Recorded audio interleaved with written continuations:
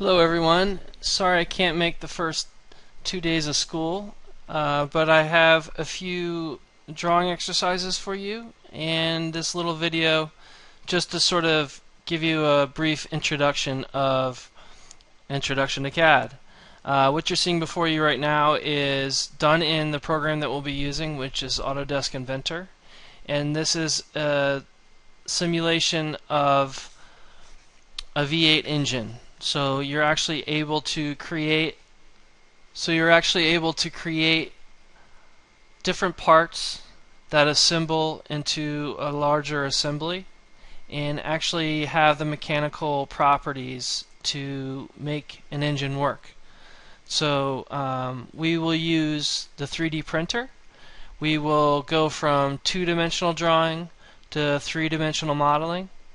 And it's a fun class that you really start to learn. It's a sort of a stealth geometry class that you're using your graphic sense and your geometric knowledge to design different things. And not that you're going to be making mechanical engines in this course, but you can do anything from jewelry design, architecture, industrial design, obviously mechanical engineering here, and use this program for many different aspects. The tools that you learn from this program, you can in turn use them in many three-dimensional graphic programs.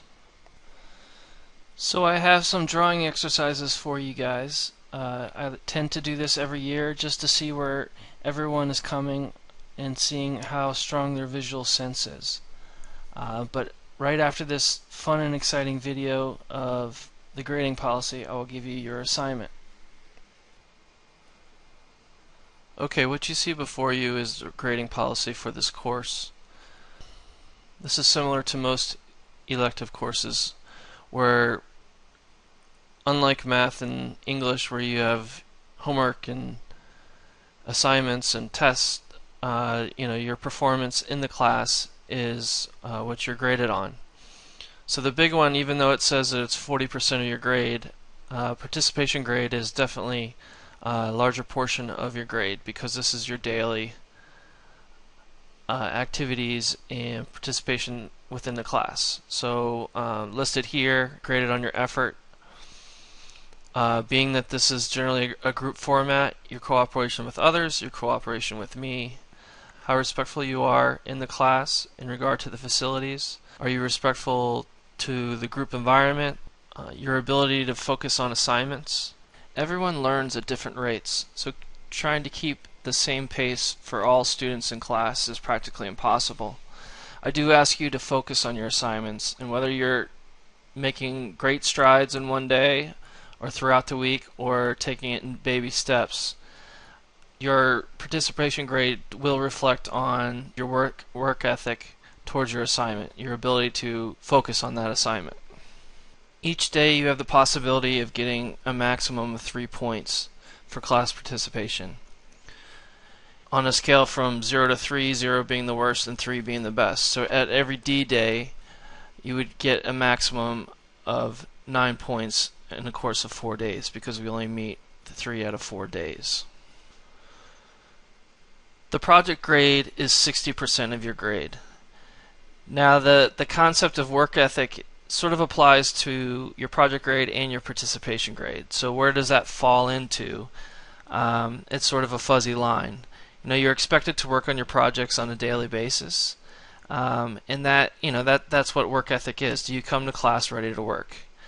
The quality of work is not necessarily are you the best in the class. It's not like the person that has the best project always gets the A, and the person that's not necessarily as skilled in this course will always get a C or a D.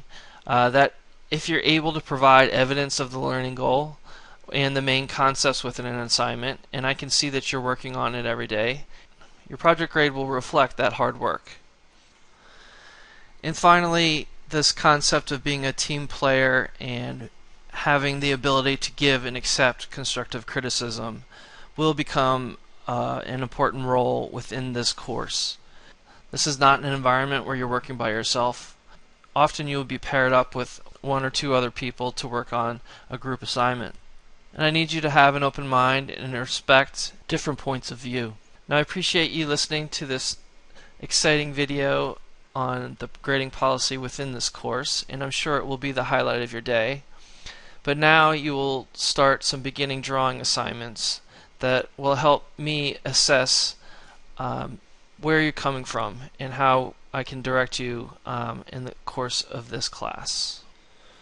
Okay, your first assignment is to look at the chair that you're sitting in.